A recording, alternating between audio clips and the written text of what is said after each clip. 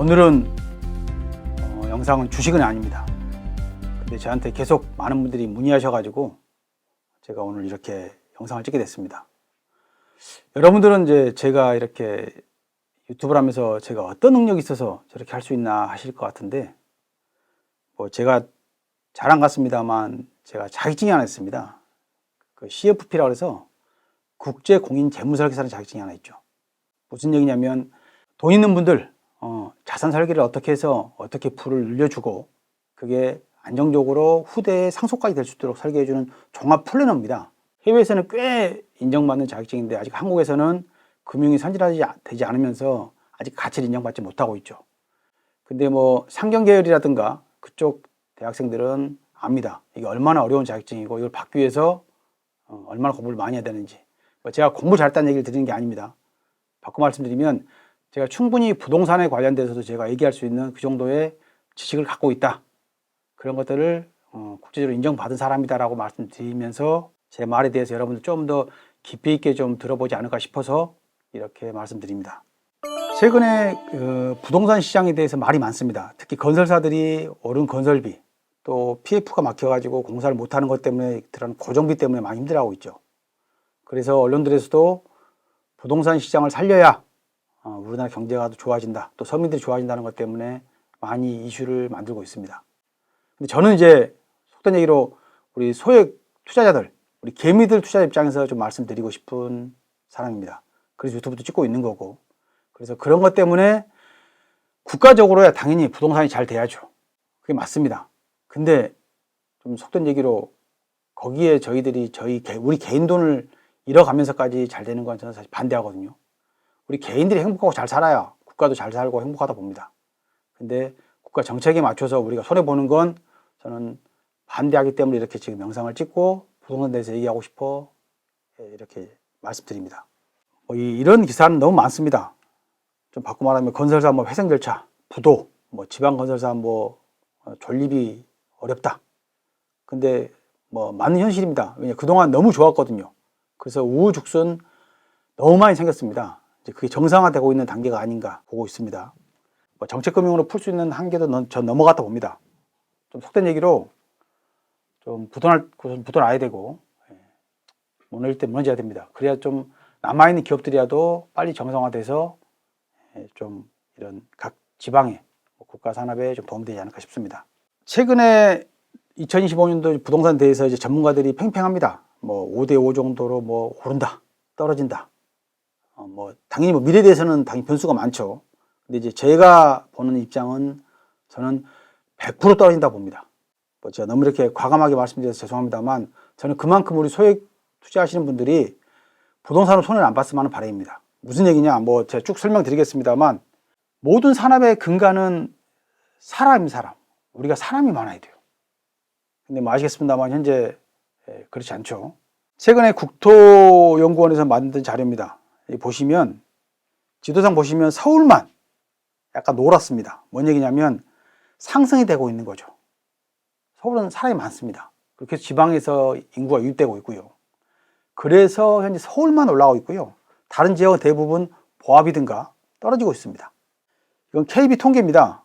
이게 똑같습니다. 비슷해요. 서울, 경기, 인천, 전북 일부, 울산, 강원, 충북 정도만 약간의 플러스지 나머지 지방들은 다 마이너스입니다. 서울로 지금 현재 인구가 편입되고 있다 보니 서울 쪽은 어느 정도 버티고 있는 겁니다. 근데 이 인구 구조도, 이 인구 유입도 계속 되냐? 그건 이제 아니라고 보고 있거든요. 이 그림 한번 보시죠. 우리나라 인구 구조를 인구 분포에 따라서 만들어 놓은 겁니다. 이 나머지 지역에 있는 부동산은 앞으로 계속 빠질 일밖에 없습니다. 저도 제가 일이 있다 보니 지방을 많이 다니는데 속된 얘기로 수원만 내려가도 다 어르신들입니다. 그 아래 지방 전라도, 충청북도, 경상도, 경상남북도 다녀보면 다 어르신입니다. 걱정스러워요. 5년만 지나면 다 저기 있는 분들이 다 돌아가시고 10년만 돌아가시면 다 빈집이거든요. 근데도 지금 아파트를 지어서 더 갈 거라고 얘기를 많이 합니다. 이게 현재 우리나라 인구 구조입니다. 아직까지는 그래도 30, 40대가 좀 받쳐주고 있습니다. 근데 2050년 되시면 없어요. 2067년 되시면 더 없습니다. 어떻게 이런 인구 구조를 갖고 있는데 아파트가 오르겠습니까? 집값이 오르겠어요. 그건 말이 안 됩니다. 지금 언론에서 국가 경제를 위해서 부동산 살려야, 부동산 관련된 파급이 많아요. 뭐 전자제품, 뭐 액세서리, 뭐 집 하나 지으면 거기에 들어갈 게 얼마나 많습니까? 그 파급 효과가 크다 보니 얘기를 하고 있습니다만, 그걸 떠나서 우리 투자자들이 손해를 안 봤으면 바라면서 부동산에 대해서는 신중하게, 좀 속된 얘기로 지금 가지고 계시면 현금하는 게 맞다고 봅니다. 그러면 뭐 내가 이사 가야 되냐? 뭐 그건 아니죠. 그래서 어느 정도의 내가 감내할 수 있는 수준이 넘어서는 집을 구매하는 건 사실 말리고 싶고요. 그리고 좀 연세가 있고 노후를 준비하시는 분들이 입장에서는 이제 주택을 처분하고 좀 안정적인 현금을 만들어서 살아가야 된다 봅니다. 이게 최근 나온 기사들입니다.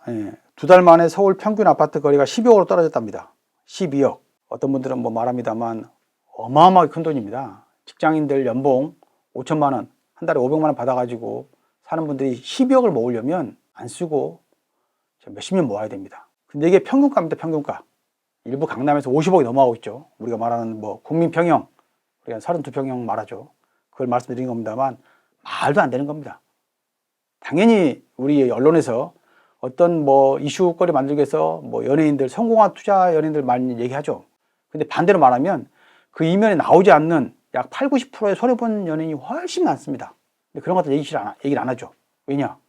언론사도 다 대부분 대기업이 갖고 있는 그런 조직이다 보니 부동산이 좋아지는 것처럼 느껴야 우리 속된 얘기로 모르는 우리 개미라든가 소액 투자자들이 집을 살 거기 때문에 좋게 얘기합니다.